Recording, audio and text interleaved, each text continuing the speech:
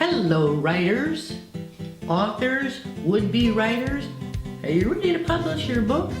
You've dotted your I's, you've crossed your T's, and you are ready to go, whether it's traditionally published or ebook, right? Are you really sure?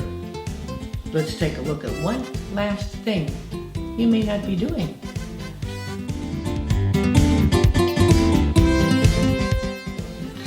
Okay, we're back. Let us talk about this one thing. If you're ready, you've run through your fiction or your nonfiction. You've done all the spell checks, even the grammar check.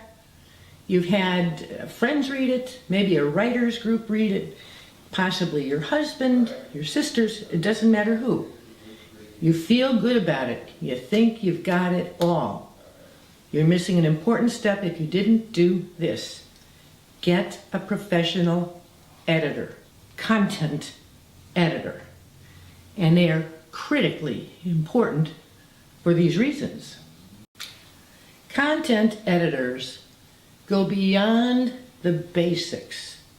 They are looking for things like this: inconsistencies in what you presented, some kind of odd shift you've made without being aware of it. They are looking for places that are extraneous and actually may slow your novel down or your nonfiction. They're looking for other things too. For example, is character consistent? Is it being portrayed well? Is the pacing on target? Now, I know a thing or two about this because for many years I was a content editor. My whole career began as a journalist. I spent 17 years on the murder and mayhem side of daily newspapers, both as a reporter and then an editor. Stayed in that business quite some time. Did a hop skip into children's publishing, which may sound odd given the nature of the books I myself do now. But I learned a lot about condensing and simplifying language. Then I went on to freelance. And one of the first things I did, because I had some books out, was to evaluate and edit manuscripts for authors. I don't do that anymore because, frankly, authors think it should be very cheap, and it isn't necessarily if you're getting somebody who knows what they're doing. Fast forward some more. I did audio abridgments for a company called Freelance Audio. What they would do is hand over to me raw manuscripts from top-selling authors, and my job was to cut these manuscripts down so they could be converted to abridged audio editions. In other words, they would run full audio books and abridged ones.